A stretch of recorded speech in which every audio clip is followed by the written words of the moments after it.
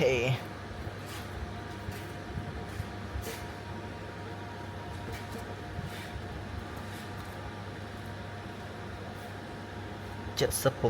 pè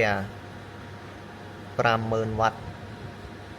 កត្រាក់ភិកបាន 55,055 គីឡូ 50 គីឡូវ៉ាត់សូឡាចូលបាន